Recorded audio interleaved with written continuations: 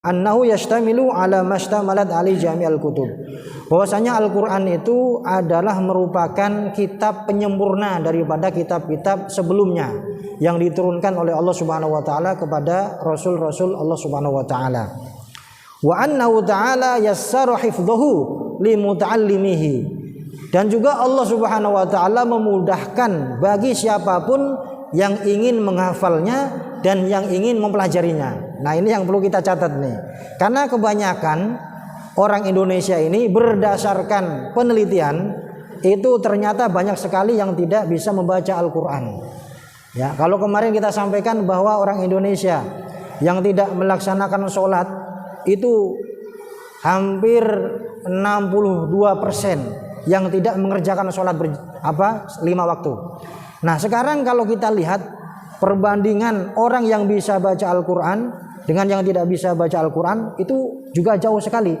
Saya melihat di di berita itu yang buta huruf dengan Al-Qur'an atau huruf-huruf Al-Qur'an itu 72%. Berarti yang bisa baca Al-Qur'an cuma 28% dari jumlah penduduk Muslim Indonesia ini. Ya, makanya kalau dikatakan kenapa banyak yang tidak mengerjakan sholat, kemarin pernah saya singgung bahwa diantaranya ternyata karena memang tidak bisa melaksanakan sholat, dan juga karena tidak bisa melaksanakan sholat karena diantara salah satunya karena memang tidak bisa baca Al-Quran. Ini bukan mengada-ngada, tapi memang kenyataannya seperti itu. Kalau tidak percaya bisa kita cek ya di sekitar kita, di lingkungan kita. Ini pasti akan kita bisa temukan ya sesuatu yang akan membuat kita sedih. Ternyata banyak di antara saudara kita ini orang Islam yang ternyata tidak bisa membaca Al-Qur'an. Maka ini pada kesempatan kali ini saya ingin memotivasi kepada kita semuanya, mudah-mudahan sampai kepada mereka-mereka yang sampai saat ini masih belum bisa baca Al-Qur'an, mudah-mudahan terus semangat. Karena Allah Subhanahu wa taala itu menyampaikan bahwa Al-Qur'an itu sebenarnya mudah untuk dihafal dan juga apalagi mudah untuk dipelajari, dibacanya. Itu. Maka nanti Allah menyampaikan walaqad yassarnal Qur'ana lidzikri fahal mim muddakir. Ya, sungguh Allah Subhanahu wa taala telah memudahkan Al-Qur'an lidzikri, untuk diingat, untuk dihafal, untuk dipelajari. Muyassarun. Fahifdhu muyassarun. Maka menghafalnya itu sangat mudah. Lil hulami, bagi anak kecil, fi aqrabi zamanin, yang masih usia-usia di bawah 10 tahun itu banyak. Ya, walaupun mereka ini sebenarnya tidak bisa bahasa Arab. Ini diantara salah satu kemujizatan Al-Qur'an. Jadi walaupun Al-Qur'an menggunakan bahasa Arab, tapi ternyata banyak anak-anak atau orang-orang yang tidak mengenal dan tidak paham bahasa Arab, tapi mereka mudah untuk menghafal Al-Qur'an. Ini menunjukkan salah satu kemujizatan Al-Qur'an. Fahifdhuhu muyassarun lil ghulami fi aqrabi zamanin. Jadi mudah dihafal. Wasairul umami la yahfazuna kutubahum. Sementara umat-umat yang lain, ya, kitab-kitab yang lain selain Al-Qur'an itu tidak ada di antara umat-umat Nabi yang lain selain Nabi Muhammad itu yang bisa menghafal kitab sucinya. Ya, jadi beda dengan kitab-kitab yang lain. La yahfazuna kutubahum wa annahu ayatun baqiyah ma baqiyatid dunya. Dan Al-Qur'an akan selamanya dijaga oleh Allah Subhanahu wa taala sampai akhir zaman nanti, sampai hari kiamat. Maka Allah juga menyampaikan inna nahnu nazzalna dzikra wa inna lahu lahafizun. Sungguh kami yang menurunkan Al-Qur'an dan kami akan menjaganya. Ini kata Allah Subhanahu wa taala. Maka tidak akan ada bisa orang yang memalsukan Al-Qur'an. Walaupun cuma satu titik, satu huruf, tidak akan ada bisa. Dan itu sudah dipastikan dan sudah berulang kali ada orang yang ingin memalsukan Al-Qur'an tapi ternyata gagal terus. Kenapa? Karena memang banyak orang yang menghafal Al-Qur'an, dijaga oleh Allah melalui para penghafal Al-Qur'an ini. Wa annahu nasikhun li jami'il kutub, dan juga Al-Qur'an ini merupakan nasikh, ya, yang menyempurnakan, yang mengganti hukum-hukum sebelum Al-Qur'an yang ada dalam kitab-kitab yang lain. Allati qablahu kama sabaqa fayajibu ala kulli mukallafin al-amal bi. Maka dari itu di antara kewajiban kita kemarin kita sampaikan adalah mengamalkan isi Al-Qur'an.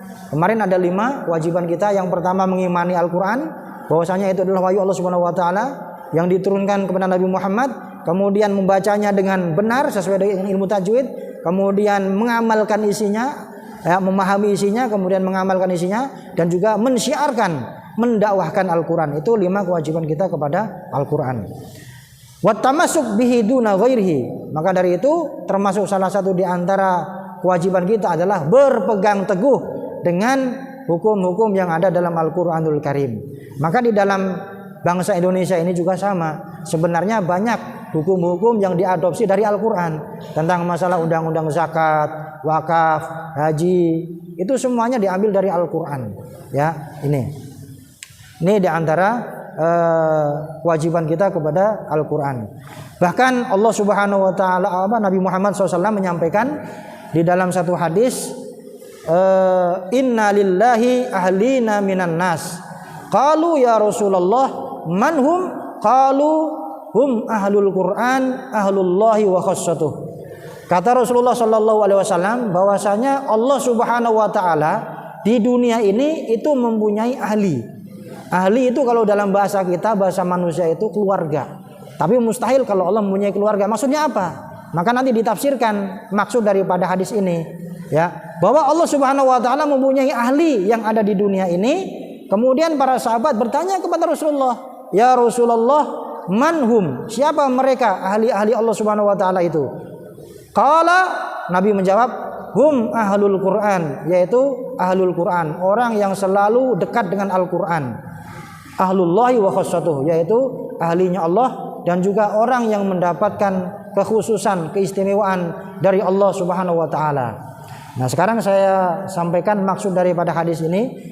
Wa fi hadzal hadis, dalam hadis ini yukhbiru Anas bin Malik radhiyallahu anhu anna Nabi sallallahu alaihi wasallam, maksud Nabi Muhammad menyampaikan hadis ini bahwasanya Allah mempunyai ahli di dunia ini, yaitu ahlul Quran. Itu maksudnya adalah inna lillahi ahlina minan nas, ai ahlan minan nasi hum auliya'uhu wa ahbabuhu. Jadi yang dimaksudkan dalam hadis ini bahwasanya Allah Subhanahu wa taala mempunyai ahli adalah orang-orang yang dijadikan kekasih oleh Allah Subhanahu wa taala, orang-orang yang dicintai oleh Allah Subhanahu wa taala, yaitu adalah orang-orang yang selalu dekat dengan Al-Qur'an. Kemudian di dalam hadis ini juga disampaikan wa jam'ahu huna isyaratun. Wa jam'uhu huna isyarah ila kasratihim. Bahwasanya disampaikan di sini Allah mempunyai banyak ahli, berarti bukan sedikit. Maka bagaimana cara kita menjadi di antara orang-orang yang dijadikan oleh Allah sebagai ahlinya? Maka kita berusaha untuk menjadi ke sana.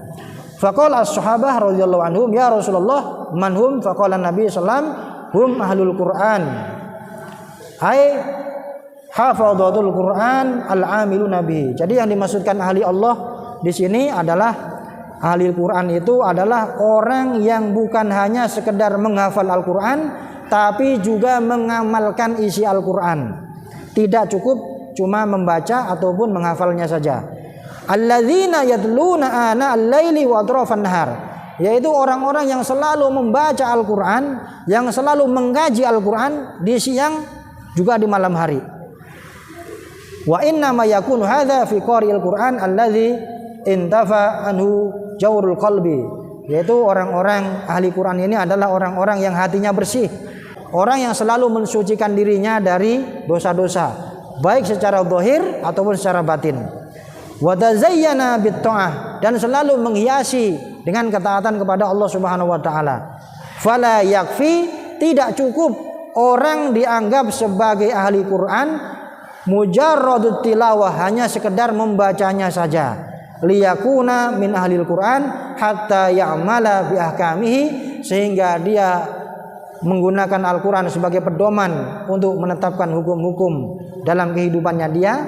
Wa yaqifa inda hududihi, kemudian juga menjaga batasan-batasan mana yang dibolehkan oleh Allah dan mana yang tidak diperbolehkan, mana yang dihalalkan oleh Allah dan mana yang diharamkan.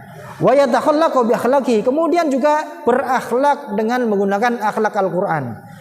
Maka Rasulullah sallallahu alaihi wasallam ini satu ketika ditanya oleh para sahabat tentang apa dan bagaimana akhlak Rasulullah, maka Sayyidah Aisyah menyampaikan kana khuluqul Quran, bahwasanya Rasulullah Shallallahu Alaihi Wasallam itu akhlaknya adalah sebagaimana yang ada dalam Al-Quran. Maka Sayyidina Umar juga, beliau ketika menghafal Al-Quran, beliau tidak menambah hafalannya kecuali beliau mengamalkan isi daripada Al-Quran itu. Ini yang berat bagi kita, Pak. Ya, contoh kecil saja misalnya tentang masalah waktu. Kita ini sering tidak tepat waktu, tidak disiplin waktu. Bukan hanya sekedar yang berkaitan dengan hal-hal dalam kehidupan kita, bahkan dengan hal-hal yang sudah ditentukan oleh Allah saja, itu kadang-kadang kita ini tidak disiplin. Tentang masalah waktu sholat misalnya, terutama sholat subuh, ini yang banyak orang yang tidak disiplin tentang pelaksanaan waktu sholat subuh ini, ya. Jadi yang dimaksudkan oleh Rasulullah Shallallahu Alaihi Wasallam bahwasanya Allah mempunyai ahli-ahli di dunia ini adalah mereka orang yang selalu bersama dengan Al-Quran, mengkaji Al-Quran, memahami isinya, mengamalkan isi Al-Quran, dan juga berakhlak dengan menggunakan akhlak Al-Quran. Kemudian Rasulullah Shallallahu Alaihi Wasallam pun menyampaikan dalam hadis yang lain, yang tentunya ini menjadi motivasi buat kita, bahwa Rasulullah pernah menyampaikan Iqra'ul Qur'ana, bacalah Al-Quran, fa innahu ya'ti yaumal qiyamah syafi'an li ashabi. Bacalah Al-Quran karena sesungguhnya Al-Quran kelak pada hari kiamat akan mendatangi kita untuk menolong kita. Kalau selama ini kita di dunia ini mencari Al-Quran untuk kita baca, kemudian kita bersusah payah untuk membaca Al-Quran, maka kelak di akhirat gantian kita yang akan dicari oleh Al-Quran. Maka sempatkan bagaimana setiap hari itu jangan sampai kita lepas dari bacaan-bacaan Al-Quran, ya, karena ini nanti akan menjadi penolong kita ketika di akhirat, akan menjadi syafaat, ya, penolong kita ketika di akhirat.